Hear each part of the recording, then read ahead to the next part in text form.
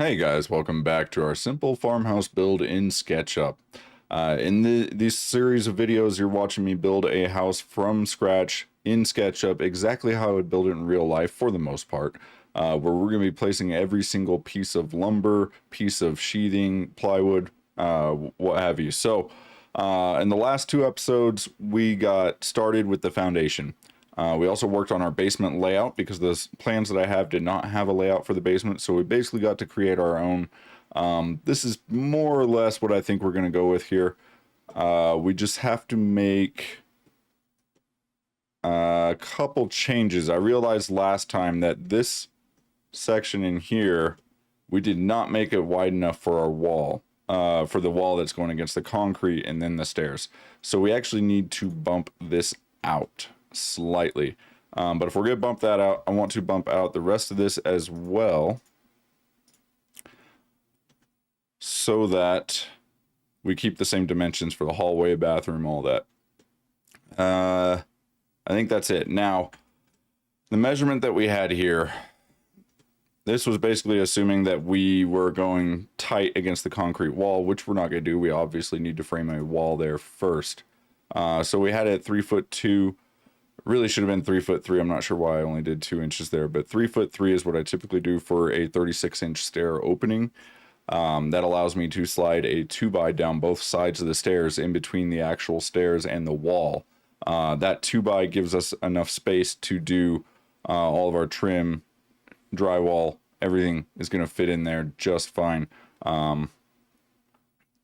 Let's see.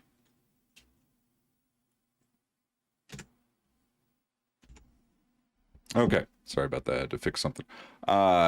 So what we need to do is move this out. So it needs to go out 1 more inch, and then our 2x4 wall that will be against the concrete will have a 1-inch gap behind it so that it's not right on the concrete. So we have 4.5 inches there.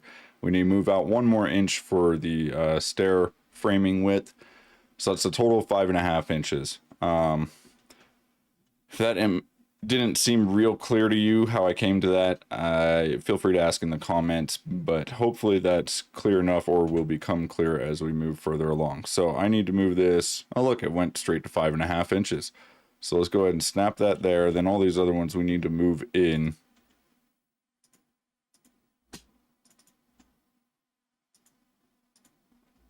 And then let's see, these walls need to come out a little bit. So I'm just double clicking on them and then using the push pull tool by pushing P on the keyboard.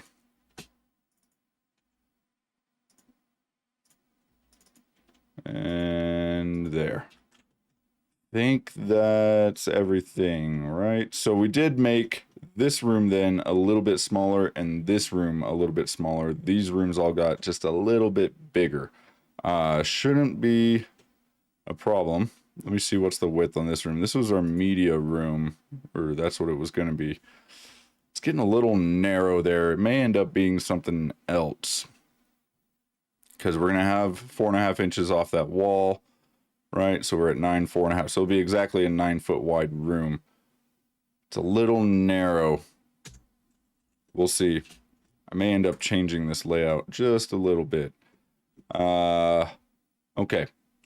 Good enough for now. Let's go ahead and leave it like that. And then we need to place, so normally at this point then we now know where our load bearing walls are going to be. We're going to have one right here and then one right there. Everything else, oh, and we had one, were we doing load bearing right there? We need something for there. I don't think we do though.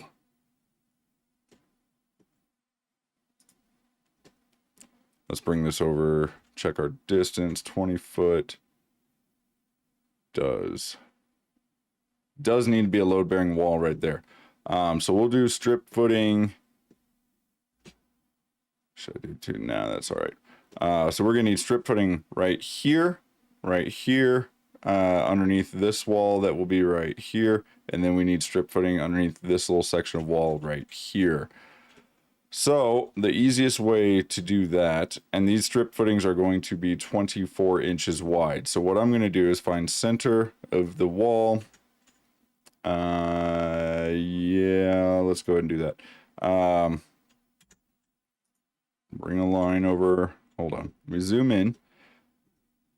Okay, we're going to click the edge of that. We want to bring a line over. The total width of this is 5.5, so the center is going to be 2.75. That puts us a line right in the center. Now from that, I'm going to come out 12 inches both sides. If it can, okay, we'll just leave it on the green axis. When you're doing this stuff, you can hold down shift and it'll stay on that green axis, right? Helpful when you're doing lines and things like that. Let's go ahead and come out 12. And then from that one, we come back over 24. That gives us our 24-inch wide footing. Now what we're going to do is just a simple rectangle tool. So I press R. I'm going to click up here. And we're going to bring that all the way down to right there against that wall. Boom. And these will actually be shortened a little bit when we take it down, but that's okay. So now we push P for push pull. We're going to extend that down 1 foot. That's what we want, 12 inches. So that's right where the floor is. Okay, then we hit spacebar, come back to our cursor. We triple click on it to select everything that we just created. And we're going to click make group, just like we've done in the past. Okay, now that we have that, we don't need these anymore. So we're going to select those and delete. I'm going to take this, we're going to move, and we're going to slide it down underneath. So we want to come straight down. So we're on the blue axis right there. I'm going to hold down shift so that it stays on the blue axis. And then what we want to do is put it right there. So it's right up against the bottom of that slab, flush with the bottom of our other footings. And you can see we extended that footing just a little far. So I'm going to double click on it to go into edit it, and then P for push pull. And I'm going to push the end of that back in a little bit. Same thing on this end. And we're just going to, once it snaps onto the edge of that other footing, then I just click it again so it stays there. All right, now we got that. I'm going to click out of that, and then we're going to hit M for move, and we need to move this. Let me think, what's the easiest way going to be to do this? Let's go. Let me think. So we want to get this right below. I'm going to hit control when I'm moving it so that it makes a copy rather than moving the one that I already created. Now my goal here is to center this over this wall right here. So I can snap to the center mark on that wall below. You can see it snaps right to the center where that circle is, or the dot. So I'm going to snap to the center because I selected the center of this footing, the center of that line. So I'll show you again. So this footing that we just created, I want to grab it at the center of the end of it, right? So you can see it puts a little dot right there and it says midpoint in group. That's what we want. So I'm going to click on that. So now I'm placing it based on the center of that end of the footing. So I can match that up to the center of our wall here. That means we're perfectly centered above it. And then all I have to do, I'm going to click on it to make sure that that's what I'm moving, is move that straight down.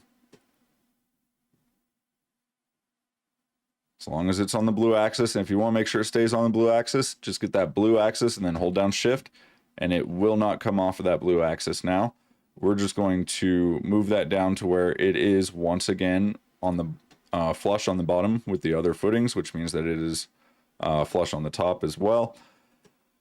And now we just need to shorten it. So we're going to shorten that, and then we come down here and we're going to shorten this one, and this is just going to die right into that footing there. And there we go. Now it doesn't line up perfectly with this footing here. You can see there's a little bit of an edge that sticks out. That's okay. The whole point is just that we're centered below this wall that we're going to be creating as a load-bearing wall in the basement.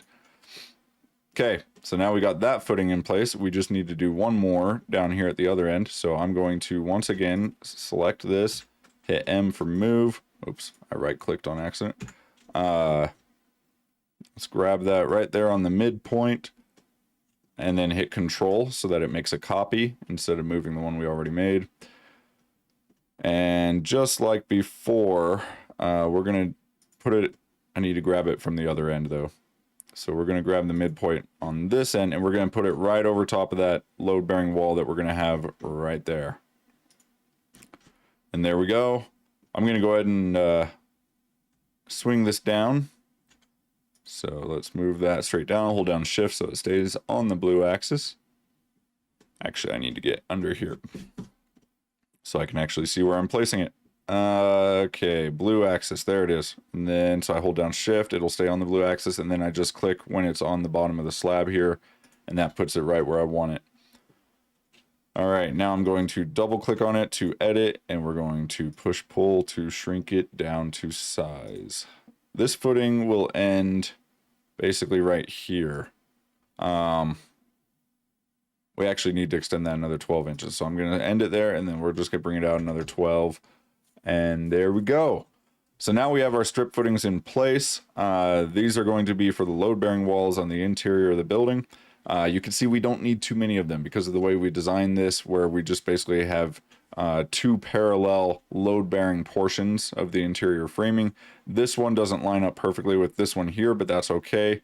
The goal is we're just trying to make all of our joist spans. Let me see what that actually is. We're just trying to make our joist spans less than, I'm trying to keep them all less than 15 feet was kind of my goal, if I remember right. 14, 15 foot. I know from experience that sort of span, if I keep all my spans less than that, I can usually go with the smaller sized eye joists, so that I don't have to spend so much on the floor framing. So I usually try to keep my spans to under 15 foot. Really under 14 foot is ideal, but 15, 16 foot max, right? Now you can, of course, we could span this entire basement with joists using something like engineered floor trusses. We could also go with eye joists, but double them up. You could space them a lot closer together, 1 foot on center instead of 24 on center. Trusses, floor trusses are probably going to be your best bet for this span, though. This is a fairly long span from one side to the other. It's about 30 feet, if I remember right, 32 foot. So if you did want to have no load-bearing walls in the basement, you could do that. It is going to cost more, and your floor system, your joists are going to be about 24 inches thick, or the height of those joists is going to be about 24 inches up from the concrete. So that's something you would have to consider if you were going to go that route. I'm trying to keep this as economical as possible, budget friendly as possible, since it would be a spec home build. We want to maximize profits and minimize costs, right? So we're going to go ahead and go with it with this design. Now I know that my joists can only need to span at most about 14 feet, I believe. Let's check that real quick. And remember, we will have the walls on the interior, but the joists are going to rest, really, the support is going to be the concrete wall. So we do want to measure the span from the concrete wall. We got 11, just over 11 feet there. This middle section is probably our biggest span, or longest span. So you got just under 14 foot there. This one back here is obviously not gonna be a problem. We've got what, about 6, if I could get in there, hold on. We've probably got about 6 or 7 feet, 6 foot, okay? And then back here at the end, this wall, we moved in a little bit from where this supporting wall is, but we already, didn't I just check this one? And this is, again, under 12 feet. So we're really good on all of our spans here. The largest span is going to be this one right here in the great room area. And again, that's going to be about a 14 foot span. So that is what we need to design our floor system for, essentially. If the whole house has a floor system designed for a 14 foot span between load bearing walls, then we're going to be golden. All right. We've got our footings all finished there. Let me make sure. Yeah. Okay. Make sure they were all groups. One other thing that I want to go ahead and adjust on the foundation right now before we move forward any further, this garage. Now the garage, I went with what was on the plans for the size of the garage. It is a very small garage. I think we had like 23 feet from front to back, 22 foot 4. It's small. Okay. I think the side to side is not any better, but there's not a whole lot we can do about that. Yeah, 20 foot, man, that is small. It would be really nice to extend that out a little bit more. I don't think we can, though. without making it kind of awkward with the design. So we're going to leave the width as is for right now. It is what it is. In the end, we may end up going a little bit bigger. But something that I do need to consider, because of the height difference between our garage and the main floor, we are going to have stairs going into the house in the garage, right? From the garage level up to the main level. That height is going to be, you got 4 feet there, and we're going to have about another foot for the floor system, a little over a foot, about 15 inches. So we're actually going to be over 5 feet there. That's going to require that we put in about 7 steps, probably 6 steps and a landing, let's say, maybe. So what I need is space back here in the back of the garage to put stairs and still have enough room in front of them for the cars to park. So we're going to want, usually I'd say about 4 feet. Your steps are going to be about 3 foot wide, typically, right? You just go 36-inch wide steps, but you're going to want about an extra foot of space before you get into the actual parking area of the garage. So with this currently being 22'4", that's very short. I prefer to be at least 24 foot deep on a garage, and then if we're adding in the 4 feet for the steps in the back, you're going to need 28 feet, right? So let's go ahead and extend this out. I'm going to take this. We're going to go 28 feet. That brings us out to there. So what I'm going to do, let me think. Let's start with a slab. We're going to pull that out to there. And then we need to go another 8 inches, right? That's what I was using for stem wall. Yep. So we're going to go another 8. And actually, before I do that, let's grab the sides here. I know you couldn't see it. I was grabbing it behind that wall. You couldn't see that it was highlighting it, but I knew because it wasn't highlighting anything else on that object that it was currently selecting that wall, even though I couldn't see it, or that face, even though I couldn't see it through that wall. I'm gonna go ahead and pull this out to where it's flush with that. Same thing over here. So you can see right now it's highlighted on the top part. As soon as I move over far enough, it's no longer highlighting the top part. That's because it's now on the side. So if I click right there, now I can pull that out. You don't actually need to hide these walls in order to do that, right? You don't need to physically be able to see what you're clicking. As long as it's behind, as long as you have the cursor in the right spot, it'll still click on something behind another object if you are editing this specific object. So right now we're editing the slab because I double clicked on it, for example. Now I'm going to come in here and we're going to pull this out another 8 inches.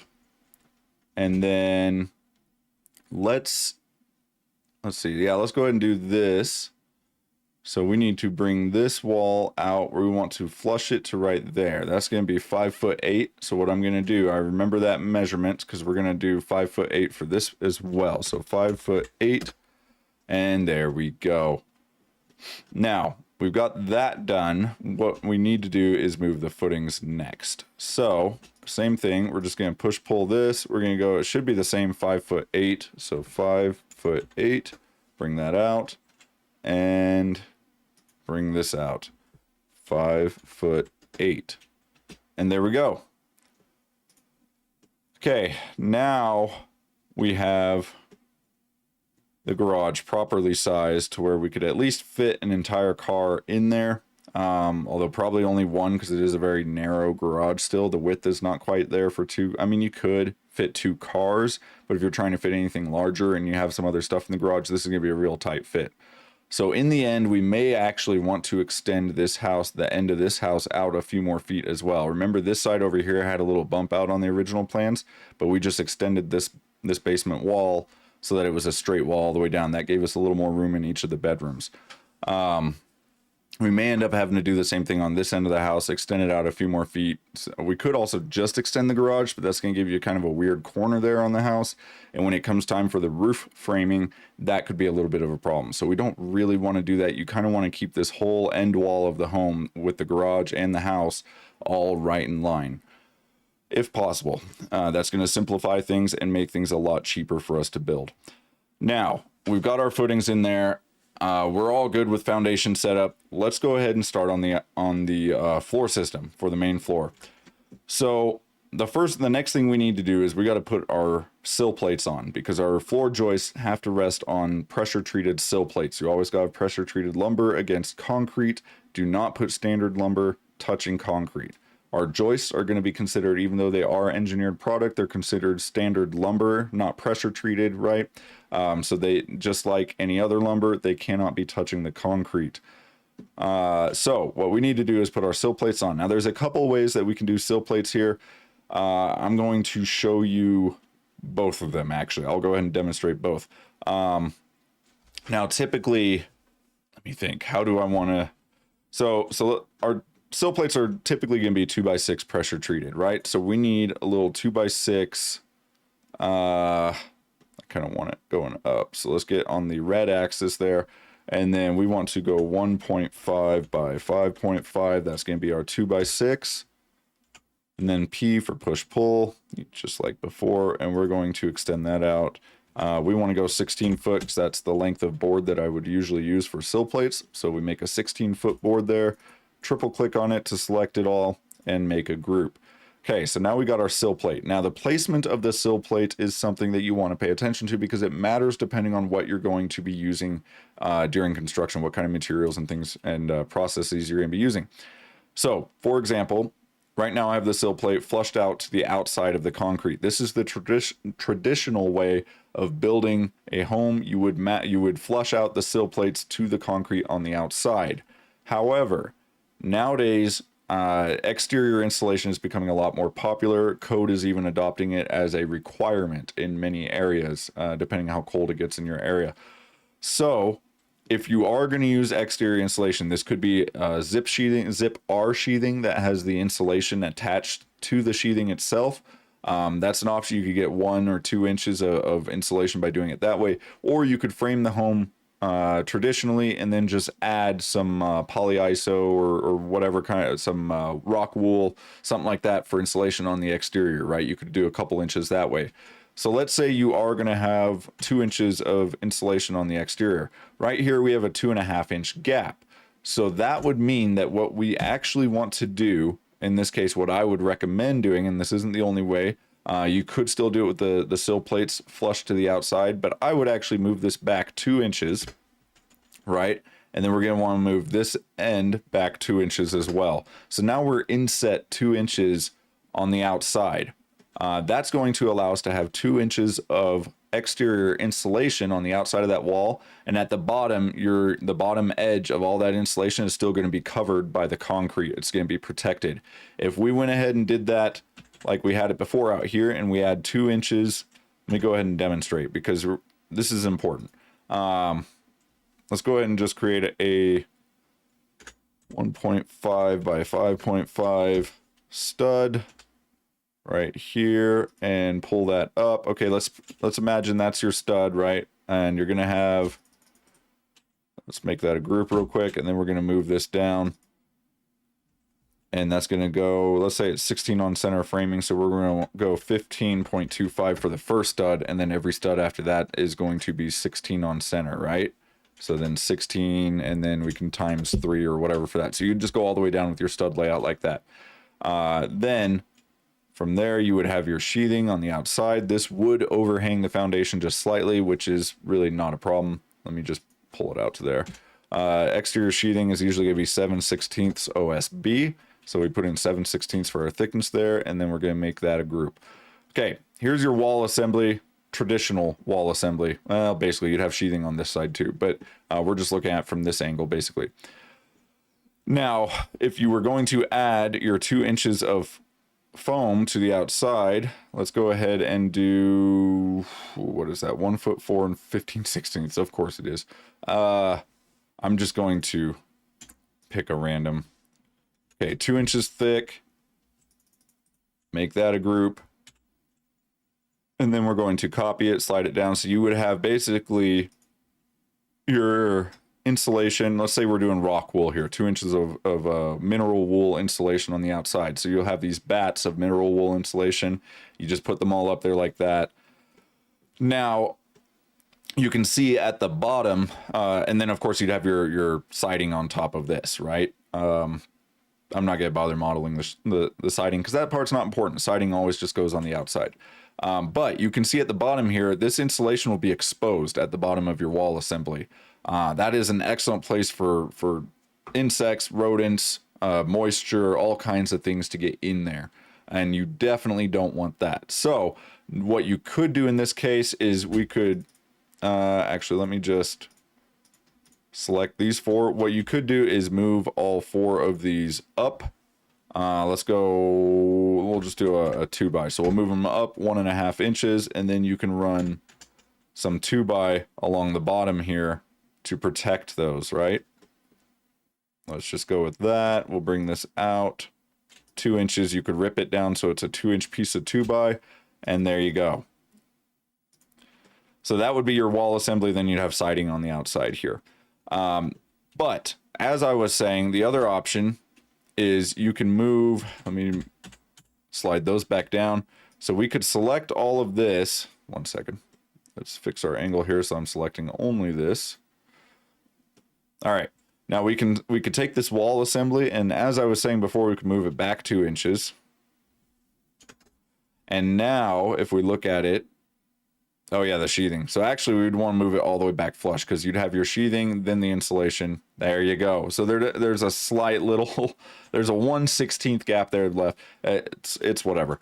But now, as you can see, the bottom of that insulation is completely protected and covered by the concrete. So when you're placing your sill plates, I brought all this up just to make a point that when you're placing your sill plates, you need to know what your plans are in the future for your wall framing, especially that exterior profile, what you're using, if you're using exterior insulation, and things like that, right? Then you may want to consider setting this back further. Now, let's say you had a 2x8 wall and you wanted to have exterior insulation on that 2x8 wall. Maybe this is a house in Alaska or something where you have some really high demand requirements for insulation, right? In that case, you would need to go with a wider foundation, I would recommend, rather than, I mean, you could do like I was showing with the build out of the 2x on the bottom, but then you're still going to have that exposed edge on the, not exposed insulation, but you'd have exposed lumber on the bottom there. Not ideal either. You need to cover that with like a liquid flash or a tape or something. But if you were doing a 2x8 framing with 2 inches of exterior insulation, you'd want to go with a 10-inch thick concrete wall, in my opinion. That would probably be the easiest solution. It is going to be more expensive. That's a lot of extra concrete for a basement foundation, going from 8-inch to 10-inch, but 10-inch is still very common thickness for basement walls, so you're not doing anything crazy there. But it is going to cost more. So if you're trying to be economical, budget friendly, try to stick with an 8-inch thick wall if you can. But anyways, I just wanted to point that out because in the end, all of that is going to matter on our sill plate placement. In this case, I'm not that worried about, so we're just going to place our sill plates right to flush to the outside. So let me go ahead and put this on here again. Let's do red. Come on, there we go. Let's see, I think it was 1.5, 5.5. Nope. Let's do that the other way then. So I need to go, yeah, 5.5 first. Wasn't it the other way last time? That's weird. Okay. Bring that down 16 foot again. And again, these are pressure treated sill plates. We can make them a different color in the model just to signify that. A lot of times I'll make them green. Pressure treated lumber is usually identified with the color green. So you could do that if you want. In my case, I'm going to remember that they're pressure treated. I'm not worried about calling out specific material choices at this point. I'm just trying to get the general build model done here. So we now have a single sill plate. Let's go ahead and press M for move and then control to copy it. And we're just going to copy that on down. So now I'm going to go around and place my sill plates all the way around the house here. Let's see, we need to do... Let's select that. This one I'm going to copy using the rotation tool. That brings me another one out there. I'm going to rotate it 90 degrees and then M for move. And we're just going to bring that right back over here. And then I'll just bring a copy of that straight down to the end. So I'm going to go ahead and finish laying out these plates on top of the wall here, and I will be right back. Okay, I got most of our plates on. I haven't done the garage yet. But I wanted to show you. So we ended up with a little bit of an odd issue here. So I have two 16-foot length boards here, and I'm left with a tiny little gap. Now, you do not want to have little short pieces of board like this for your sill plates, or for any of your plates, for top plates, bottom plates, sill plates, any of your wall plates. You don't want to be left with a little tiny 6-inch piece or whatever, the 5-inch piece of plate. That's just not going to work. So what I'm going to do in this case is I'm just going to shrink this one down to an 8-foot board. So we're going to go down 8 feet. And then I'll grab the 16-foot board again, bring that down, and we'll shrink that down to size, and it's going to be something like an 8-foot, 5-inch board. And that way, our sill plates are good. We're not left with anything weird like that. Now, the garage will also need sill plates, so let's go ahead and lay those out real quick. I need to grab it by the bottom corner so that I can actually place it, and let's select that because it was trying to grab the foundation. That's not what I wanted to move. Okay, let's grab a copy of that by pressing Control with the move tool, and we're going to move that copy there. And then this is going to shrink down to there. And then I don't want to leave a little short piece there. So what we're actually going to do is move this back another 5.5 inches. And then the plate, this plate here on the front will go from corner to corner of the foundation. Let's go ahead and copy these two over here. And once again, I did not grab that by the bottom corner like I needed to. There we go. We're going to shrink this down to there, and then we just need to bring in our front pieces. So I'm going to just grab one of these from somewhere else in the model, if I could get my mouse on it, right there.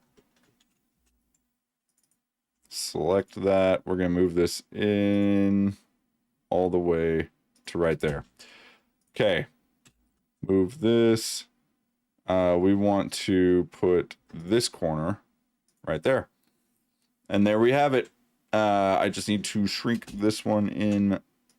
Oh, you know what? I need to fix this as well. So we want that there. And then I want this one to extend all the way down to the corner. There we go. All right, now we've got all of our sill plates done.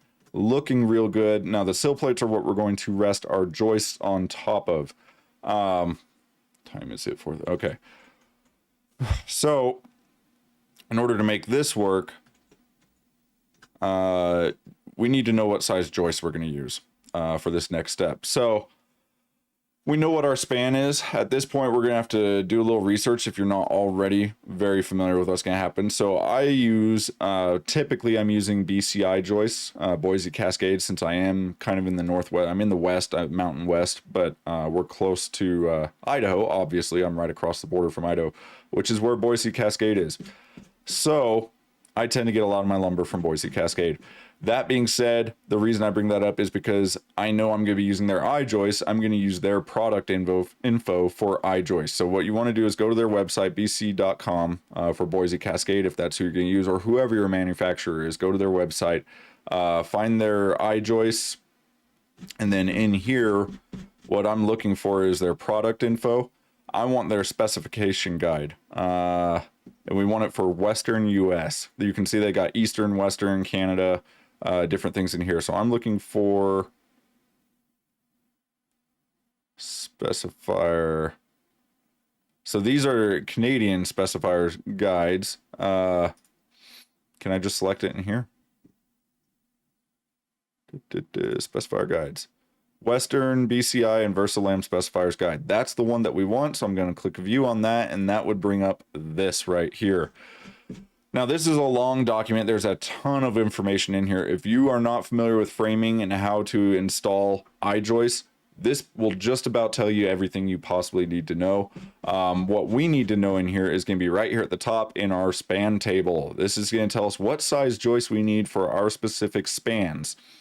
Now, this probably looks like a lot. If you've never seen a span table before, this probably looks very confusing and you're not sure how to read this. I'll go over it very simply. It gives you lots of information in here. You can read through this whole document and learn a lot from it. But the quick and dirty of it is you have 3 different sections here. So you got your 3-star, 4-star, and then you got minimum code allowed, right? So this is going to be your L360 for deflection.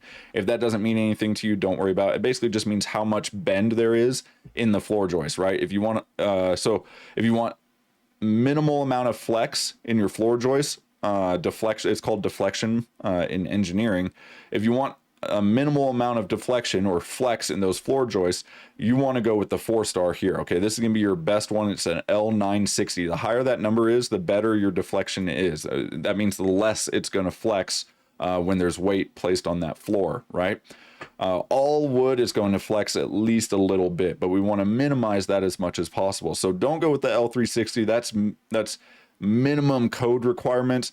It's not going to be a very good feeling floor. It's going to feel bouncy. It's going to be noisy. You're going to have a lot of creaking in it, probably, things like that. So I do not recommend going with that. But if you are trying to go as cheap as possible to build these things, as far as code allows, this is what you'd be looking at, this section down here. The 3-star is typically what I would look at as far as doing rentals. If I was really trying to be budget conscious, the spans under this 3-star section are going to work just fine for you. If possible, though, I usually like to try and aim for a 4-star or be right on the cusp, maybe just under the span of a 4-star rating. You know, take what you want there. It is going to affect your cost, right? Because you got all your different joists over here. So joist depth, this is the height of the joist. So you got 9.5 as your smallest, and it goes all the way up to 20 inch, which is a huge joist, right? That's 20 inch this way, 9 inch, whatever. You're gonna have a big difference depending on what you want, and that's gonna determine a lot with your framing and how you need to do framing going forward. Now, we already know from our model that our longest joist span between support, right? So our load-bearing walls are support for the joist. So our longest span from one support to another anywhere in this house is gonna be about 14 feet, right? It was just under 14 feet, 13.8, 13.9, something like that. So what I want to do, I already know that I would like my joist to be 24 on center. I like placing joists 24 inches apart. It allows a lot of room to get in there and work when you're doing your plumbing, electrical, that kind of stuff. You can easily fit your tools in there to do whatever you need to. 24 inch spacing is really nice to have. It also lines up perfectly with trusses. And if you're doing 24 inch wall stud spacing, it also lines up perfectly with that. So you can have all your joists, wall studs, and trusses all lined up vertically in a row because they're all spaced 24 on center. So they'll keep the same spacing, and that way they'll all line up perfectly. So I like to try and go with 24 inch spacing when I can, although I usually will do exterior walls with 16 inch on center spacing for the studs, right? But joists and trusses, I like to always go 24 inch spacing just because it makes things a lot easier, even though we will have to go with a larger joist. So knowing all that, let's come over here under the 4-star section. Let's go to 24 inch on center. And then we're just going to scroll down that column until we find 14 foot. So we got 13 foot 8 and then 14 foot 6. Okay. That is right about the sweet spot right there where we want to be. So if we come over here to the side, that's going to be a 11 7/8 joist. So basically a 12 inch joist. And the, let's see, where were we? 24 on center, 13. So that's going to be either the 6500 1.8 model or the 60 2.0 model. So if we don't know what those are, or actually what we need to know are the dimensions for those joists, we're going to scroll up. I think what we'll do, because the under 4, so this is where I was talking about, I like to be right on the cusp of maybe hitting 4-star if we're kind of right on, you know, borderline getting that 4-star rating. We can go 24 on center, 13 foot 8 span with a 4-star rating is real good. We can see if we come over here to 24 with that same joist, right? It was the 6500 1.8, and we come over here to the 3-star rating for 24 on center spacing.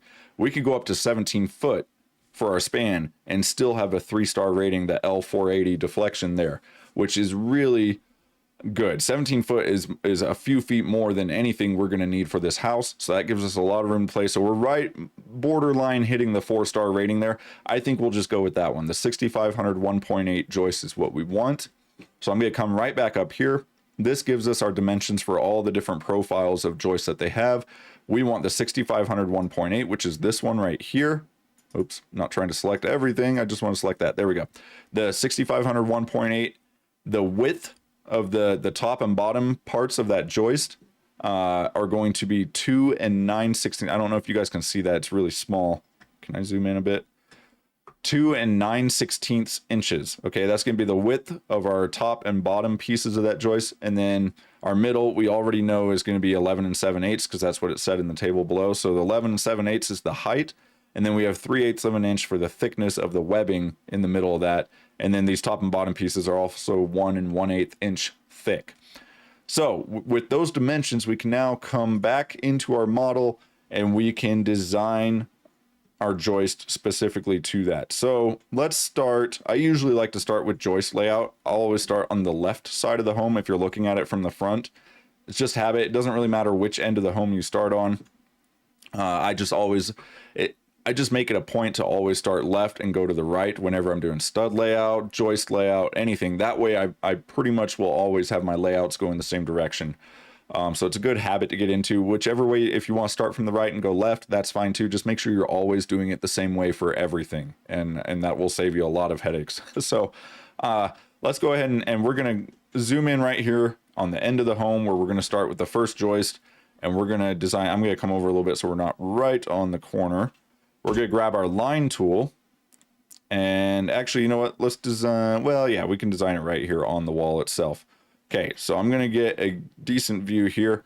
Now, let's go back over here and see. I need, what was it, 1 and 1/8. And then we had the 2 and 9/16. We're going to need to pull 3/8 off of that.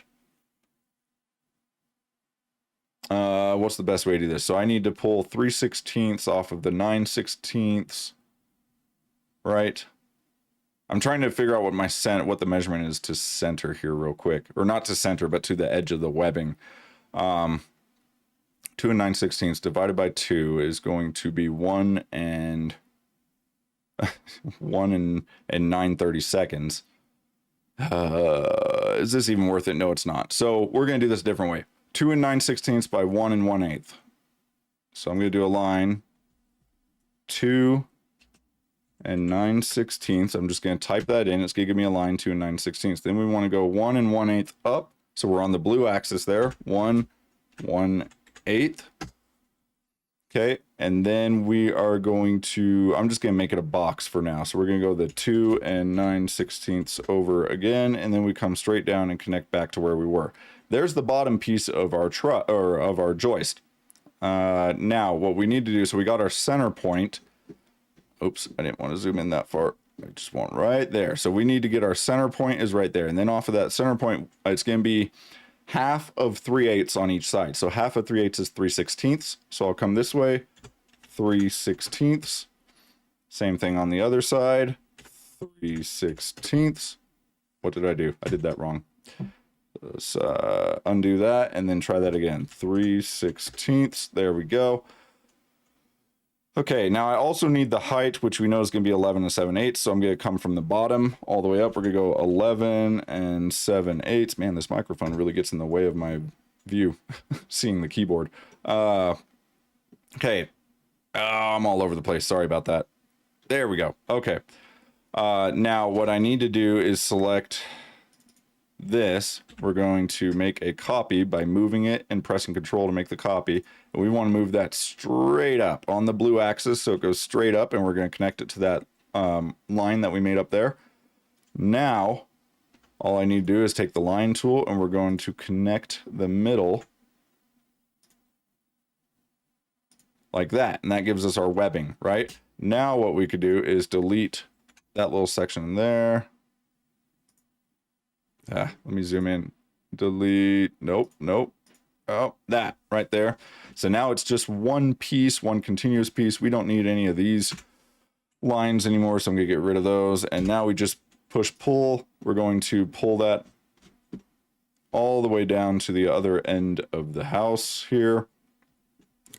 Now, once I get down here, what I'm actually going to do is we're going to pull this back in 1 and 1/8. And I'll explain why in just a second.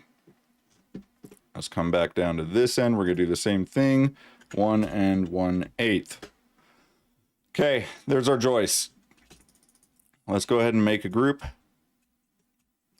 Let's get rid of that line. We don't need that. Okay. So now I'm going to hit the move tool. We're going to move this right out to the end here. And then from there, what I want to do, the width of this joist is, or sorry, it was 2 9/16, right? So 2 9/16, half of that is going to be 1 9/32. So let's do this, because normally whenever you lay out joists, you want your floor sheets to go down on top, but you want the edge of your floor sheeting to end right center on a joist. And so we're doing 24 on center spacing. I'll show you how to do this. We're gonna go ahead and move it over 24 inches. I don't need a joist right here at the end. We're actually gonna use what's called a rim joist for that. So I'll show you that in just a second. That's also why we moved the ends of the joist back 1 1/8, because that's the thickness of our rim joist, and we're gonna have a rim joist that runs along the end of these joists. But anyways, we moved it over 24 inches. Now we're gonna come back half the width of the joist. So the width of the joist is 2 9/16. So I want to come back half of that. That's gonna be 1 9/32. Perfect. So now if I measure from the edge of the house to the center of the joist, we should be 2 feet exactly, 24 inches. So now when we lay down our floor sheeting, and you'll see this later when we actually put the subfloor on here, the edge of that floor sheet from the edge of the house, when it's going to land center on a joist out here 8 feet down, because the floor sheet is 8 feet long, right? So that was the purpose of that. So now we've got that in the right place. From there, we just want to make copies of it. We're going to move that down 24 inches, and then we can multiply that by, how many joists do you think we're going to have here? Well, just to get out to right here, should I just go all the way out? Let's go all the way out. So I'm going to do, no, let's not go all the way out. I'm going to do times 10. How far does that get it? Nope. What did it just do? Okay, sorry. I messed that up somehow. Let's try that again. Move, copy, over 24 inches. There we go. And then we want to do that 10 times. So I hit star and then 10 and enter, and it does 10 of them. Now that actually turned out to be just about the right number there. Okay, so from there, what we need is to adjust the next one, because our gap is going to be longer. So let's go ahead and move this over another copy, 24 inches. And I'm going to size this one before we make any more copies. So I need to edit it, push pull. We're going to pull it down to here. And then again, I'm going to set it back 1 1/8 for our rim joist. And there we go. Okay, now I can make another copy of that. And actually this one probably should come all the way down as well. So let's go ahead and bring this one down to the same as this one. So I'm just going to push pull and then click on the face of this one so that it matches that. And there we go. Yeah, because that would have left more than 24-inch gap between this and the rim joist out here on the exterior of the wall. So we do want another support right there. That is going to create this weird little cavity in here between the rim joist and the joist.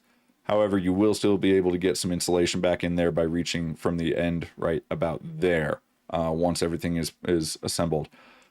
Now, I do need to move another one of these over, so let's go ahead and do that. 24, and that's going to put us again kind of close to that wall. Yeah, there's nothing wrong with that, so we're going to stick with that. Now I'm going to bring one more over. I could have just hit ×2, but I'm going to do this manually again, 24 inches. And we want to resize this joist now. Oops, I hit the wrong spot. Let's zoom in a little bit so I can click it easier. We're going to bring that to right there. And then again, we're going to set it back 1 1/8 for the rim joist. Okay, now let's click out of that. Oh, do I still have that?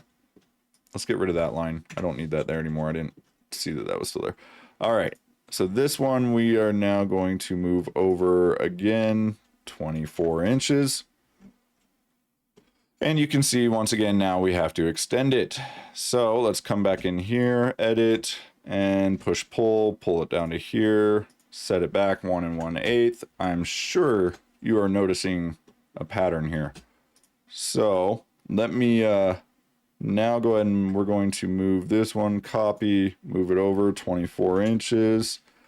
Looks real good. And then we're going to multiply that by, how many times do we want to do that? Probably, let's try 10 again. Well, that was too many. Actually, no, well, it was one too many. So let's do times 9. We'll get rid of that last one instead of 10. Because this one, we now need to edit and extend again. So we're going to extend this one out.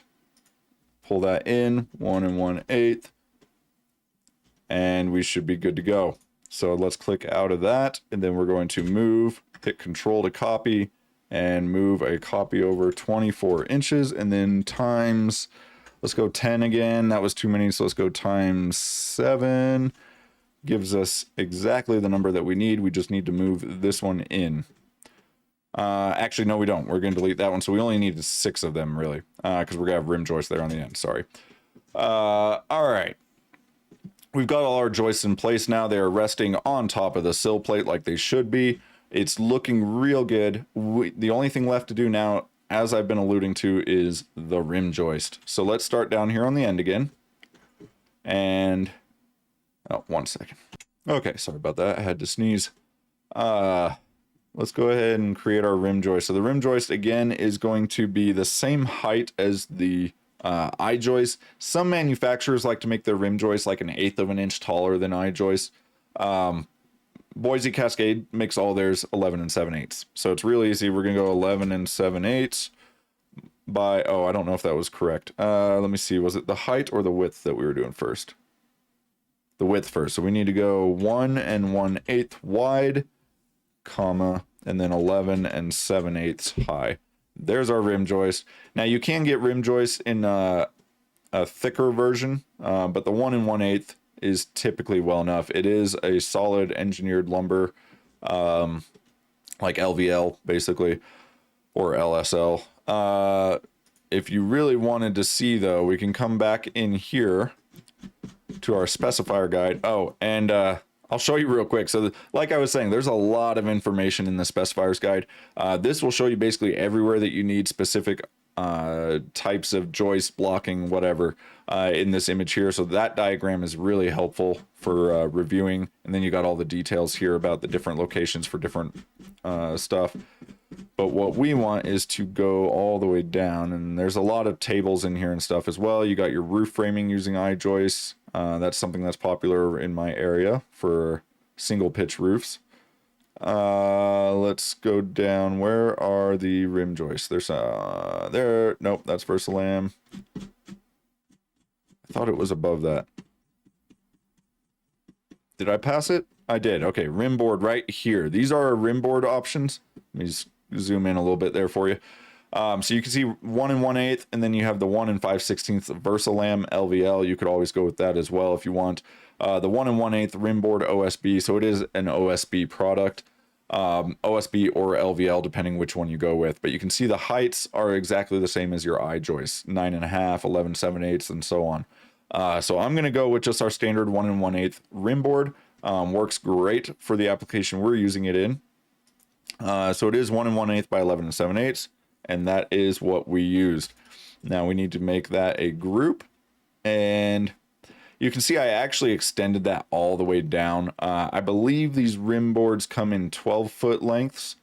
So if you wanted to be more accurate, let's shrink this back down. No, I didn't get a 12-foot length on there. 1 second. Let me get a measurement for 12 foot. That's where we want it to end. I'm going to grab this. Oh, grab this. Put it there. Okay, now we're going to make that a group. That's our rim joist board. And then we're going to bring another one down. And another one down. That one's going to shrink.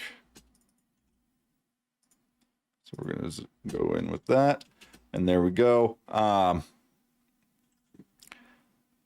Now, technically, you usually don't want to be left with a small piece of rim joist like that. It's not a huge deal. What we're going to do is we'll add blocking in right there to kind of support it a little better. We're just going to leave that as is for now, though. And oh, I accidentally did that all inside the group. I didn't mean to do that. 1 second. Let's back those out. We do need to get rid of that line right there. We don't need that anymore. Now I click out. And we're going to move and copy. Do this again real quick. And then just ×2 gives me another one. And then we'll push pull on that one to shrink it down. Really? Okay, apparently I did a group within a group on that. Not really what I was meaning to do. Let's go ahead and move that down to here. And then I'm going to, just because it's going to bother my OCD, let's explode that group. So it's no longer 2 groups. And I got to do it for each of them. Not really necessary. You could leave it a group within a group. You would just have to double click on it twice every time in order to edit, which I'm trying to avoid. So I went ahead and removed the inner group and we just leave 1 group for that item. If that's confusing to you, don't worry about it. I just made a mistake there by creating a group within a group. Didn't mean to. Let's go ahead and grab these then. And we're going to move them down to the other end by hitting Control with the Move tool to make a copy. And then, oops, zoomed in too much. Put that right there. And now let's grab another one of those, bring it out to there, and shrink that in. Oops. There we go. Flushed out on the end. Now, the next step is to get the front and back. So what we're going to do is rotate a copy by hitting Control 90 degrees. Like that. Use the Move tool, grab the corner, and bring it over here. I grabbed the wrong corner. I want the outside corner, and we'll slide that right into there. All right, and then copy that. Put another one over here. ×2. Okay, so I'm just gonna keep doing this and get our rim joist going all the way around, and then I'll be back. Okay, basically finished all the rim board. I noticed though these joists ran a 1/4 inch short somehow. I'm not really sure. Maybe I hit 3/8 instead of 1/8 when I was doing that. But anyways, I'm just going in here and fixing each of them. And I will actually, it made me think of something. Oh, I didn't quite finish the rim board. I was in the middle of doing the back wall here, or had just started doing the back wall when I noticed that. You can see the gap here at the bottom ended up 1 3/8. I'm not sure how that happened. Maybe you guys were watching close enough. You noticed that I made the mistake somewhere in there. But anyways, I wonder if all of them are like that or if it was just along that wall. I think it was just that wall. Yeah, 1 1/8. These ones should all be good. 1 1/8. Now, what I wanted to say, what that made me think of, actually, let me finish this real quick and then I'll show you. Okay, got that done. Now, what I wanted to say, let me show you how this works. There's, I don't think I covered this previously. So let's bring a copy of one of these out real quick. Just gonna bring it out here. Okay, what I'm going to do is right click on this one and we're going to go to make component. So now this is different than make group. We're going to make a component. You're going to name it. We could just name it joist, whatever. Excuse me. Now we hit create. Now what this does, basically, if I create copies of this, let's move a copy over there. Let's move, let's just do that ×3, whatever. Okay. Now, if I go in and edit one of these by, let's say I need to make it shorter, it shortens all of them at the same time. So this is actually a tool that's really helpful when you're creating a whole lot of objects that are the same thing, just repeated, right? For example, joists. So let's say I made all these joists. So when I had to come back and just extend all of these joists a 1/4 inch longer because we made them a 1/4 inch short on accident. If these had been made into components and you'd want to make a separate component for each different length that you have, But if I had made these a component, when I came in here and edited just one of them and extended it out that other 1/4 inch, it would have moved all of these ones a 1/4 inch longer. So I wouldn't have had to go in and edit each one individually. So when you're doing things that are repetitive, like your standard wall studs or joists or trusses or anything like that, that's going to be repetitive, but you want to be able to have them all be exactly the same. So when you edit one, it edits all of them to keep them all exactly the same. That's when you want to use components. It's a really helpful thing.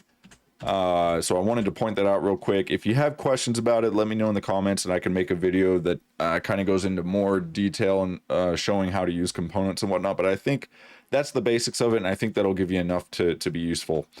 Just wanted to mention that I didn't use that in this case, but there are a lot of times when I'm making these models where I'll actually create a component for joists or trusses or whatever, and that way I can edit all of them by just editing one of them if I decide to make them a different size or whatever, right? So I wanted to point that out. That is something that's super useful in SketchUp, creating the components there, but it is a little bit more of an advanced thing that you can do. So play around with it a little bit, see what you think. But do realize I have made models where I had components in there and I went and edited one, not realizing that it was changing stuff in some other places where I had that component placed as well, because I forgot that I had placed it in multiple places. So you do want to keep that in mind. A lot of times, especially if you're just starting out or just to keep things simple, it's nice to just not even use components at all. Just make your groups and you can edit like I did in this one. You can edit each joist individually. It takes a little bit longer, but that's okay. All right, so now we have our floor framing with the joists and the rim board all on there. Let's see what else. So normally then what I would do is go ahead and go to the subfloor next. I think we could go and do that. There's a couple other things that we would end up putting in the floor system here as far as lumber or framing items. So for example, anywhere where we have the rim board butts together like that, where we have a seam in the rim board, I would put a piece of blocking in there to stiffen up that joint. You could either do that, or you can cut these rim boards so that they have the seam right on a joist. If you're using like solid sawn lumber for joists, for example, or LVLs or something like that, and you got a nice big end of the joist there to nail into. With eye joists, you don't really have that. So what I would do is put a block in here, and that would just be like a 2x12 block. Right. So now 2x12 is typically going to be about 11 1/4 inches. This is actually 11 7/8. So I'm going to go ahead, let's pull that out 1.5, and then we're going to bring it down from 7/8 to 1/4. So we want to do 5/8 down, and then make that into a group. And there you go. And then you can copy that a couple times over anywhere where you have a seam in your rim joist. So here's another one here, for example. Stay on the, okay, hold on. I gotta hold down shift so it stays on the red axis. And then we just place it right there. Okay, I'm gonna go ahead and go around and put these in everywhere that I need one. So give me 1 second to do that. All right, went ahead and got them all in. You can see all of our seams are covered all the way around. Went ahead and did the end ones as well. So now we're good on that. There are some additional pieces of blocking and stuff we would need to do here. Do I want to go ahead and put those in now, though, is the question. So you're going to have some blocking that goes in here on the ends of the home, basically going between how am I gonna do this? Let's do it like this. Going in between your last joist and the rim board, where they run parallel at the ends of the home. So let's go ahead and do, what do I want? I want 1.5 by 11.25. And then we're gonna bring that right across to there. Make that a group. Actually, so typically what I would actually use for this is cutoffs of the eye joist. Just trying to decide if I want to actually go through the trouble of modeling that. So I think I do, because you do want them to be the same height as your joists here. Okay, let me do that real quick. I'll be right back. I'm not going to waste time in the video make you watch me do that. Okay, I went ahead and made the blocks. I just made a copy of one of these joists out to the side, rotated it 90 degrees, and then shortened it down to what we needed. And then place these all in here. Now, as you can see, it's running into that block. I didn't measure it off the end specifically. They are 48 inches apart, these blocks, which is pretty typical. Sometimes it'll be closer together than that. Let's go ahead and move these over, though, just so that they're not hitting these blocks that we put in there for the rim board. And that looks pretty good. That's pretty well centered. Now, you could measure it out specifically to get it centered, measure out the same distance on each end. I'm not that worried about it. As far as the model goes, the whole point of this SketchUp model is to get a material count for everything that we need, not necessarily placement for little things like blocking. Although I will use these models for placement for like layout of joists, studs, trusses. I do use that a lot, but for little things like blocking, I just want it in here so I can add it all up as a material.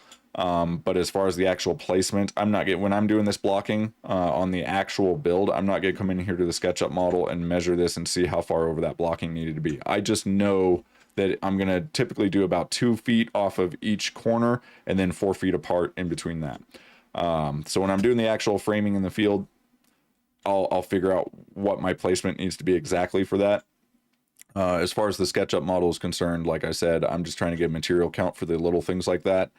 So it's not a huge deal. Now, what I do want to do, and I accidentally unselected these, while I still have them selected, I do want to copy them and move them down to the other end. So let's go ahead and do that. We're going to move these down here. They end up a little short, so that's fun. So again, if I had made these components, oops, we could have edited all of them together and made them a little bit longer, but since I didn't, I'm just going to edit one, and then I'll copy that one for the others. So now we're going to move this over 48 inches times, I think I had 7 of them. No, probably 6. Oh yeah, this end of the house is shorter, so why does it seem like it's not changing anything when I do that? Times, I don't know what happened. Hold on. What? Why is it still going these two out here? Whoa, something weird is happening. Okay, hold on. Let's get rid of those. I don't know how those ones got created. I just want to copy this over 48 inches times 4 times 5. There we go. 2, 3, 4, 5, 6 of them. And they are not hitting any of the blocks, although we do look a little bit. So I'm going to slide, we'd look a little off center. So I'm going to slide this down a little bit. That's pretty well centered. Good enough for me anyways, and we're not hitting the blocks. So all good there. Now, the final thing that we have to do for our floor system at this time, we will still add more blocking and whatnot, but that comes later once we have our wall framing in, and then we're going to add blocking over top of all the walls in between the joists. Well, the load-bearing walls. But before we do any of that, let's go ahead and get our subfloor on, because we are basically ready for subfloor at this point. Now, I do want to mention something that I didn't model in here, but something that you are going to have is your sill sealer that goes underneath your sill plate. For those of you that are not super familiar with construction, you would actually have, how do I describe it? It's like a blue, well, it's usually blue. It's like a thin styrofoam sheet. It's about 6 inches wide. Well, in this case, it would be 6 inches wide because we're doing 2x6 sill plates. That sill sealer will actually be placed in between your sill plate and the concrete.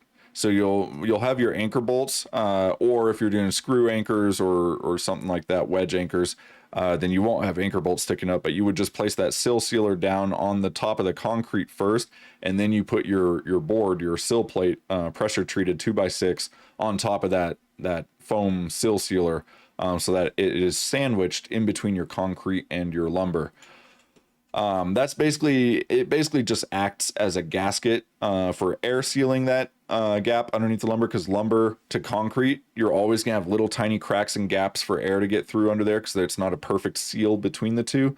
It also keeps bugs and things out generally. So it's really important that you have this. It also protects the lumber more from moisture being wicked up through the concrete. Even though we are using pressure treated lumber for those sill plates, you still want to protect it as much as possible from moisture coming up through the concrete. So that seal sealer acts in a way to help with that as well. I didn't mention that before, but that is something that would go in there. I just don't typically model that out. You could add like a little thin 1/16 layer of sheet in between your sill plate and the concrete there if you wanted to model that out. But in my opinion, not really necessary. Now, our floor sheets, like I was saying earlier, this is going to be our subfloor. These are sheets of OSB. They're going to be 3/4 inch thick. They're going to be tongue and groove on the edge. I'm not going to model the tongue and groove edge. I'm just going to do a simple 4x8 sheet. So, and these, the subfloor sheets will always run perpendicular to the direction that your joists run. So our joists in this case are going from bottom to top, right, in this direction. So our floor sheets, our 4x8 subfloor sheets need to run this direction, right? So the 8 foot this direction, 4 foot this direction. So I'm going to use our rectangle tool. I'm going to go ahead and pull it out, just kind of get the rough shape of what I want. And then I'm going to type in 4 foot by 8 foot. Boom. We're going to pull that up 3/4 of an inch for a 3/4 inch thick subfloor. We're going to make that a group, and then we're going to copy it. And so I use the move tool, hit control for copy, and we're going to move that over. And then I'm just going to multiply that by, let's try 10. I usually like to start with 10 because it's a nice round number. That went too far. We only need, it looks like 7. So I'm going to do times 7 instead. And there we go. Now this last sheet does hang over the end, which we don't want. So in the field, that would be cut so that it is exactly the right length. So we're going to go ahead and shrink that down to the right size. And there we go. Although actually I should not have started right there. So let's grab all of this. Sorry. I did not start in the right spot for that. It's actually a tough choice. Because I'm thinking I want to start up here on this corner, so we run continuous sheets. You're going to have ripped sheets somewhere regardless. If I put this up here, though, move that up. There we go. Where does that end? Yeah, it goes just a little past. Let's keep it back where it was. Let's go with that. I do often, when I'm actually framing houses, I like to take the longest run of sheets, do a full row of sheets there, and then like these shorter runs, you can pull up. The only issue is, so let me grab, we need to make sure we stagger them correctly. So when I start the next row, I'm going to grab this row from the corner. I'm going to place that corner right on the midpoint of the row before it. So you can see right there, I'm on the midpoint. It snaps to that dot right there on the middle of that sheet above it. So I'm going to click it on that, and that'll give us that. And then actually, let's move that down here. We're going to attach it to the middle of this sheet here. Where is it? Right there. You'll see it snap to it. And then we're going to do another copy and move this one down here. We're going to snap to the middle point right there. Excellent. Okay, now what we need to do is select these again. Not that one. Okay, I'm going to take these, and we just want to grab the corner and put it again on the midpoint of the row before it. So let's zoom in a little. You can see the midpoint kind of pops up right there. You can snap to it. So let's put that right there. I do need one more sheet this way though. So let's add one there and one to the other end. Move, control for copy, and bring that out to right there. There we go. Okay, now what I'm going to do is grab all of these.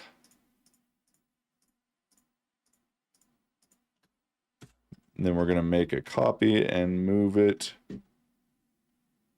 up here. There we go. And then we're going to multiply that by, how many do we need? Let's do 2. What? No. Did the wrong thing.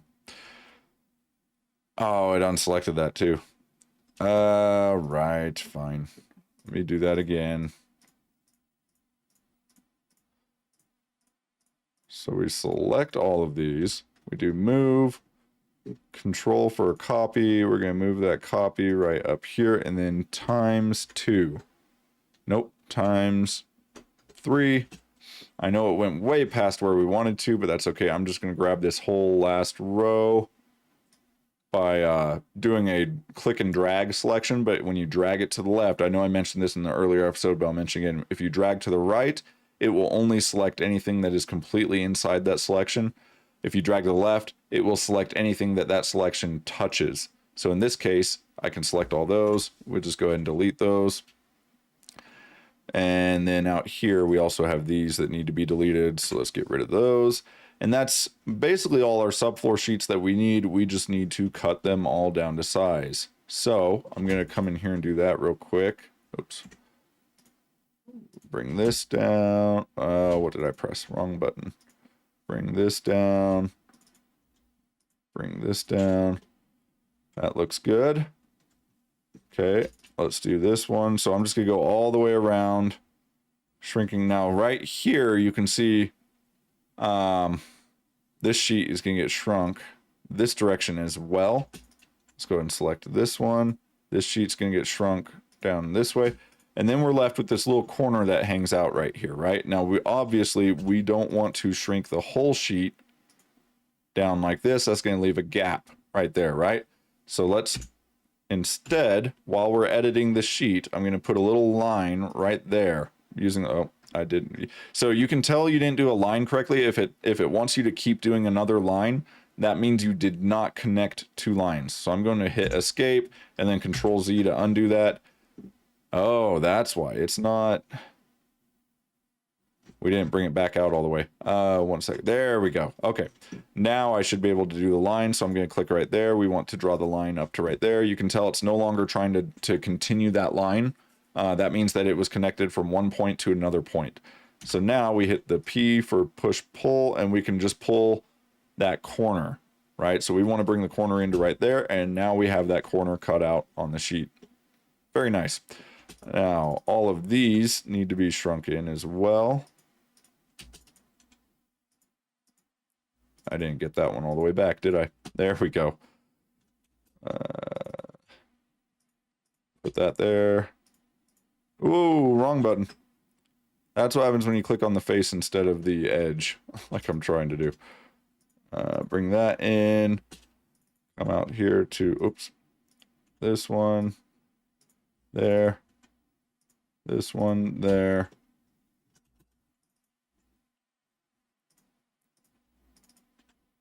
So I'm just flushing them all to the outside wall, which means I can click here, I can click down here on the fountain. It's all in the same plane. So if I click anywhere on this face of the building, it'll shrink that sheet down to where I want it. Oh, grab the upper face. That's not what I wanted. Nope, grab the bottom that time. Let's zoom in a little bit to make it easier. There we go. Okay, this one is going to shrink into there, but then this one also needs to shrink to there. Let's see. This one to there. We don't need this sheet. I don't believe we need these sheets here. No, we don't. And that's it. Okay. Now right here, you can see once again, we need to leave a little corner. So I'm going to edit this sheet. We're going to press L for line, and I'm going to add the line right there. And then we'll flush it to the wall there. Very nice. Get that. And let's go ahead and do the side one here because we got to do another corner piece there in the corner, or doing a line on that sheet to make that corner there. So let's do that. And then line tool, we'll put another line in right there, and that way we can shrink just that corner in. Perfect. Okay, now all that's left is just to get these.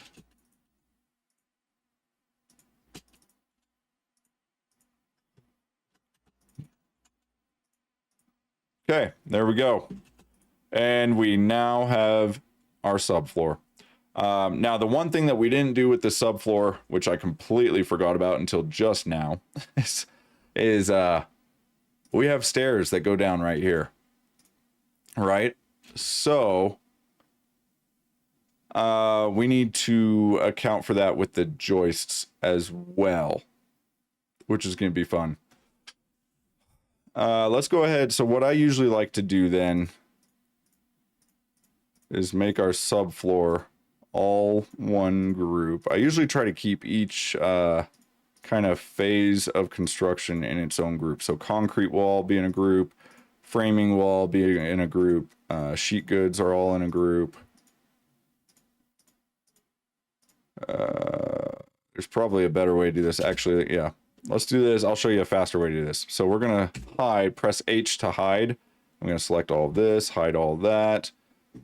And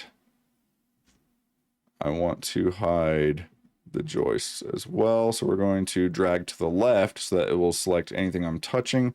That should select everything except our subfloor. So I just hid everything else in the model. Now I can select all of this. We're going to make that a group. Then I hit, for me, I think I may have created the shortcut myself. Shift H is unhide. I don't remember if that's actually what it is. Unhide all is Shift H. I think that is default, actually. Shift H probably is the default for that. So hide is H, unhide, Shift H. So that takes care of that. Now I can just select this and then press H to hide just the subfloor. Now, all these joists right here are for the stairs. So this is going to be fun. So your engineering will actually call out exactly what needs to happen here. Typically what you will have is a girder truss or a girder joist, sorry. Yeah, let me go ahead and we're going to delete that one. We're going to push pull. This one needs to match. Let's match where our wall is down below. So I'm going to match that face. So now it ends right above that wall there, which is perfect because we're going to put a girder in there. So let's go ahead and make these all the same that are above the stairs.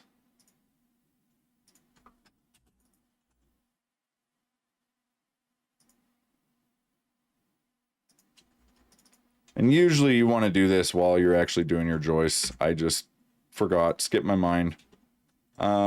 Which happens a lot when you're doing these models. You'll often discover that you forgot something, you know, further back. Did I bring that out to the right point? I don't feel like that was. There we go.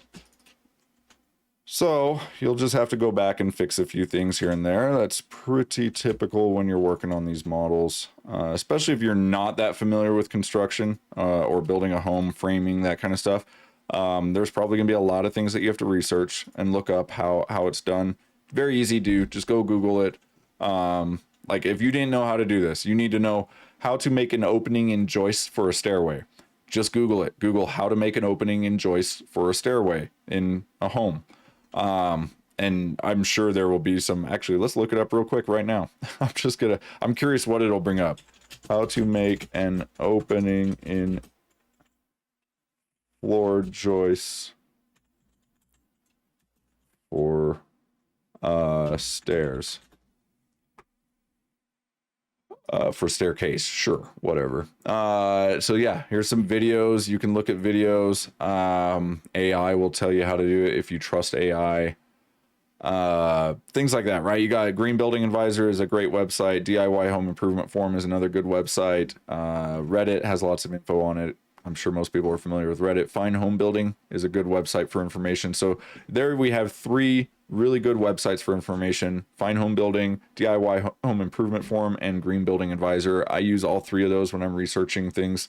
Reddit as well. You can often find some good information on Reddit. Just be careful. There's also going to be some bad information on there, since it is just anybody that wants to can post info on there. But yeah, and then you got videos. If you really need to see how things are done in a video, you can do the videos there. But yeah, you can do that with just about anything that involves framing. All you need to know is what the terminology is in order to look it up. And you can usually figure that out. If you don't know the terminology for something, you can figure it out pretty easy just by doing some Google searching as well. So the way that this is going to work, let's see, I think the stairs come all the way back to here, right? Yeah, so let's go ahead. I'll show you what I would typically see done in this case. What we would have is a double joist stacked together like that. The webbing would be packed out with plywood, which I guess I could go ahead and show here. Let me see if I can get in there, because I want to get all the way in there to make this.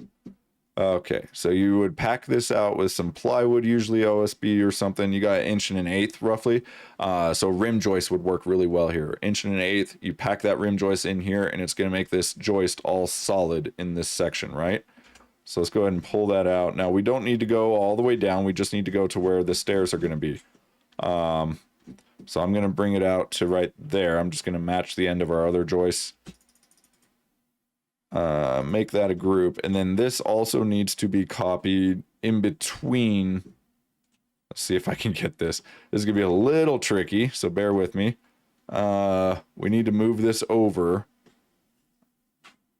inside here. Straight over, and then this will be doubled up inside of here. That would make 2.25 inches. So you could rip some other material down possibly, but the rim joist works perfect for this model of joist because of the width of the flange on the top of the and bottom of the joist. You can fit that rim joist perfectly in there. So now we have what we would call a girder joist set up right there. That's going to allow us to set up our stair stringers on that. And then also coming off that, and it's a good thing we have the load-bearing wall right below us, because then we don't have to set this one up too fancy. But what we're going to want to do is run a joist that way, perpendicular to the other one. So let's just grab a random one here. We're going to, yeah, like that. We're going to make a copy of it that turns 90 degrees. And then we just need to move this right over to here. Let me see. Let's put it there, and then I can just slide it over on the red axis from there until it runs into that one there. Perfect. Okay, now this one we would also want to pack out on this side where the joists hang off of it. Okay, so let's do another. Let me zoom in a little more. Okay, let's do another piece of the rim board that's going to pack out on the inside of here at 1 1/8. And that's going to come all the way down full length here. Let's put that. Actually, yeah, let's just go all the way down to the end, and I need to extend the joist to come all the way down as well. There we go. So now what you would do, so now you've got a joist here that has one side packed out so it's all flat, and then you can hang your hangers off of that for these joists to all hang off of. The other option here, because I believe we will have a little bit of space, let me bring this wall all the way up so we can kind of see where it's actually going to end up at. Because I believe what I would actually do in this case, get that right there. Okay. So you can see how much space we have to the inside on top of that wall before we run into the stairway. So what I'm going to do is actually move this joist along with that. Oh, we didn't. Let me make that a group real quick. I didn't make a group for that. So let's select both of those. We're going to move these back until they're on the edge of that wall. Bingo. And then we're going to extend these joists out a little more. Let's start with this one. And I'll explain why I'm doing it this way in just a second.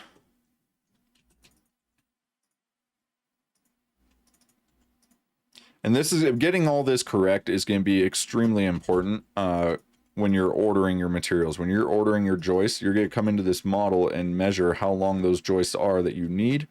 You can also just give your plans to the lumber yard or whoever you're getting lumber from.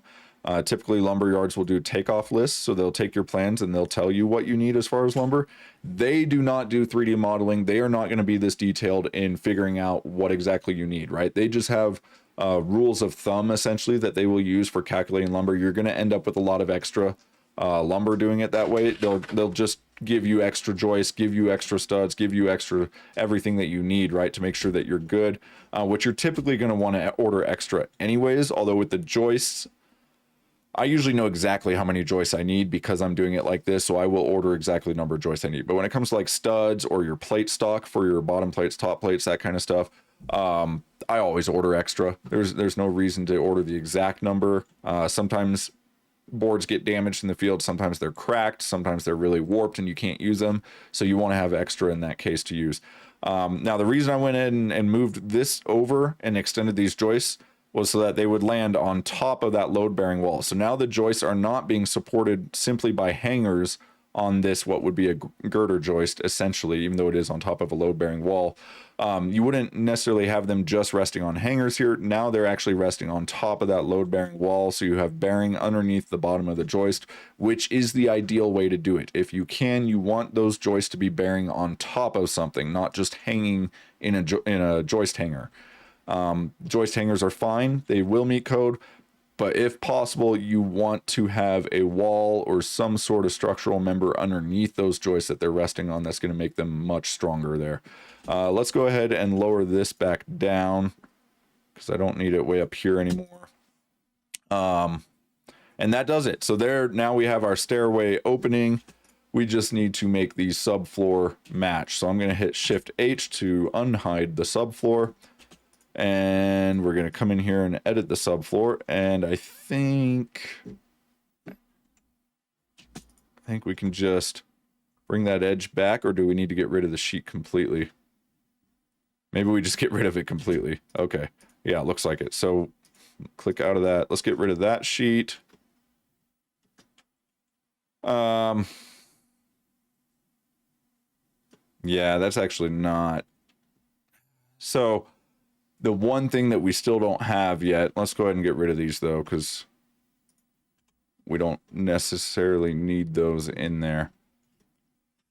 So you would actually have some subfloor on this outside because you're going to put a wall there as well. So really what you're going to have here, one of two things.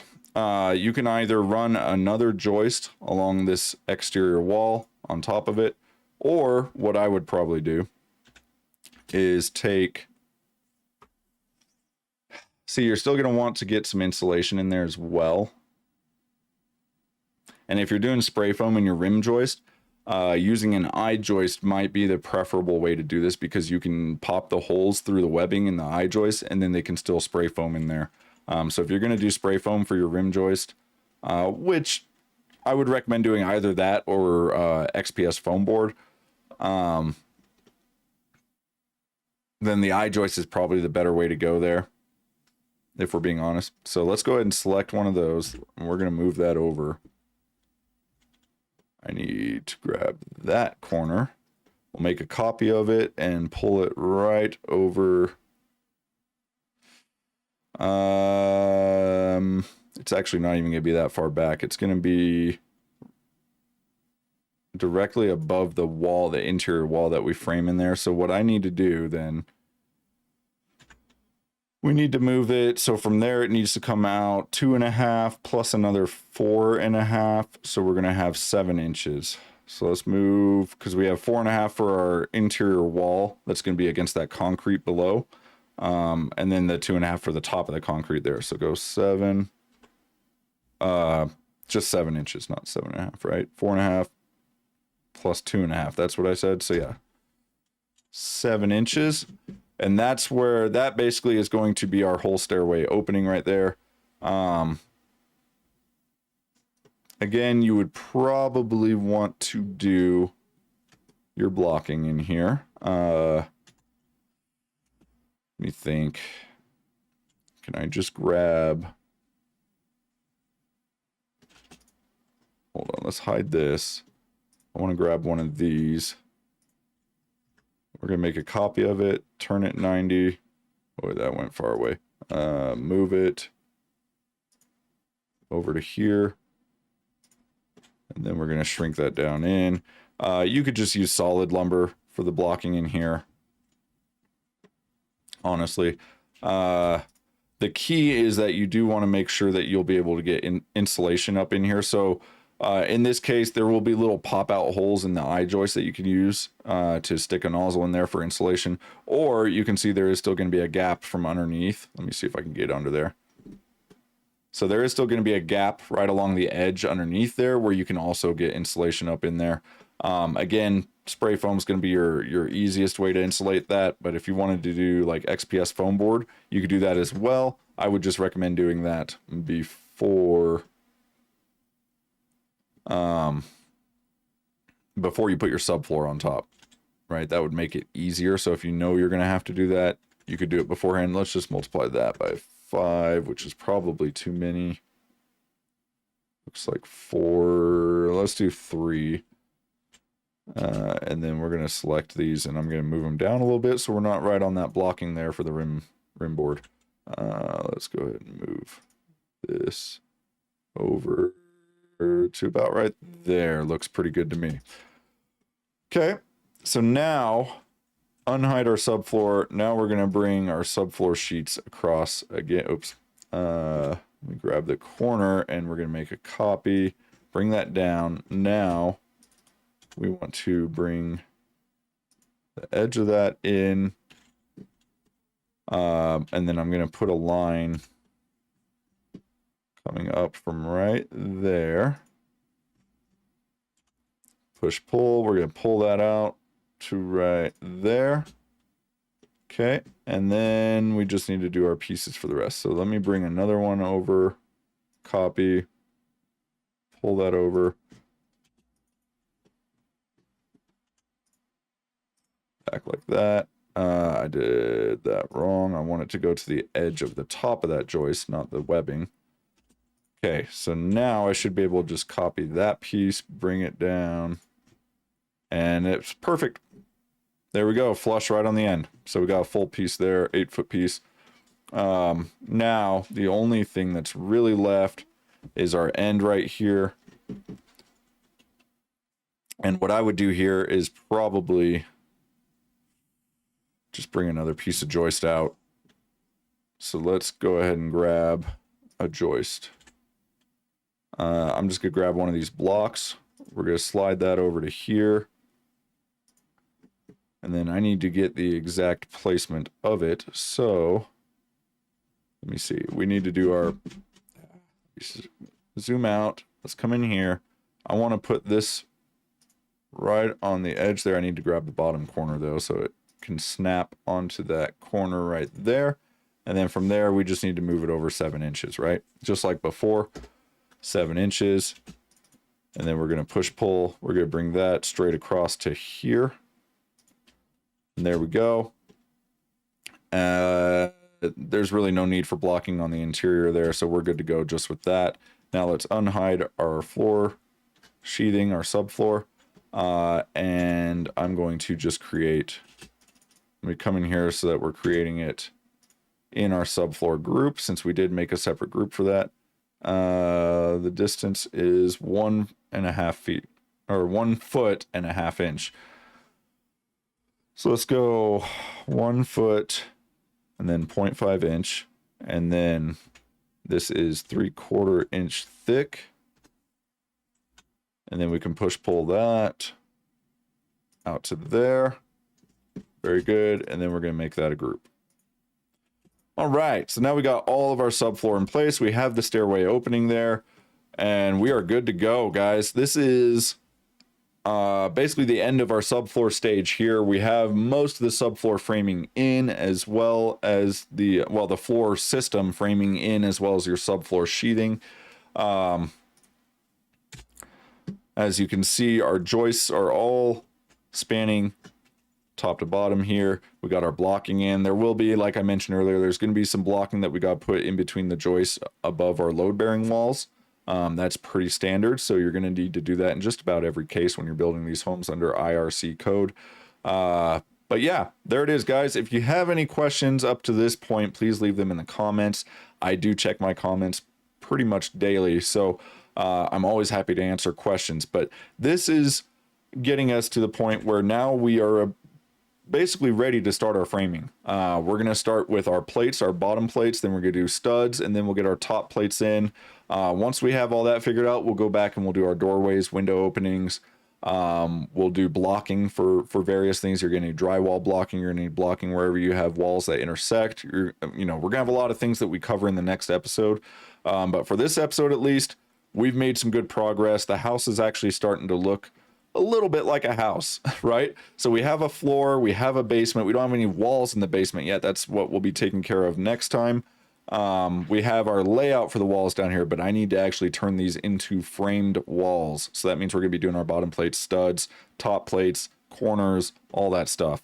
So if you guys aren't familiar with how to do that, definitely want to catch the next episode. If you're following along, building a house of your own or building this exact same house that I'm doing as you follow along, then I will see you next time to continue this model. Hopefully you guys are finding this helpful. I know a couple people have already. I'm going to try and get back into doing regular episodes for this. I'm going to try and do one per week, and we'll see how it goes. I may miss a week here and there, but I do want to get this finished. I've pretty much decided at this point that I'm probably not going to be building this house as soon as I thought. I think we're going to go with a different model that I've designed for my next build. In fact, I could show you real quick if you guys are interested. Where was my model? Right here. This is the one I'm looking at doing as a rental. Anyways, I've been working on this one lately because I wanted to get it figured out. You can see the model there. You can see I broke everything apart here, exploded it all out so I can count up the individual pieces. So I got all my stud framing, plate stock, trusses, all the wall, roof blocking. We got our sheet goods over here. So that's all of our drywall. That's our sheathing for the walls, sheathing for the roof, subfloor. So yeah, this is how I typically will do it. I'll count up everything. We got our floor system right here. So the floor system for this house compared to the one that we're designing, you can see is far simpler. This is what I try to aim for rentals because we want to make them cheap to build. We want to be as economical as possible. So a simple rectangle design like this is going to be the easiest thing to do. All we have is one load-bearing knee wall because this is on a crawl space foundation, not a basement foundation. But we do have a knee wall running right down the center. That's going to be our load-bearing wall for the joists. And that's all they need, right? So it's a very simple joist layout, floor layout compared to what we are currently doing. Where did the actual house go? Right there. I'll show you the layout real quick if you're interested. Let's see, sheathing for the roof and then framing for the roof. Turn those off. Let's get our drywall off. And there we go. So this is kind of what I'm working on as far as the layout for the home. You would have 2 bedrooms here in the front, master bedroom back. You got master bathroom, the hallway bathroom, guest bathroom, whatever you want to call it. Laundry room kind of right in the middle. You got the walk-in closet for the master right there. You got 2 closets there for the extra bedrooms. Coat closet here. You got a walled off entryway. I like having a foyer or a separate entryway for homes. I don't like people coming to the front door being able to see everything that's going on inside your house. I don't know too many people that are comfortable with that, so it's always nice when you can to fit in a separate foyer. When you're doing rentals or really, this is a 1,200 square foot plan. When you're doing these kind of small floor plans, it's really tough to fit something like that in. That's one reason I really liked this floor plan, is that it allowed me to do something like that. Also, the lot that I'm going to be building this house on has mountain views out the back. So I wanted to make sure that the living space, the living room here and the master bedroom were taking advantage of those views out the back. So I looked for a floor plan that had those rooms in the back of the house rather than the front. So we have kitchen up here in the front, living room back here. But yeah, this is what I've been working on. You can see I do all the exact same process that we're doing in this tutorial series. The tutorial videos that I'm doing for our build here is going to be basically exactly the same thing. That was just a simpler home. This one's going to be a little more complex. You can tell already just by the floor system that we've designed here, this is going to be more costly. This is going to take a little bit longer to construct. So again, that's going to add cost in labor. It's not just material cost that you're increasing. You're also going to be increasing labor cost by going with a slightly more complex floor system like this, or floor design. But anyways, hopefully you guys find that useful. We will pick up where we left off with this next time, and I'll see you then. Until then, have a good one.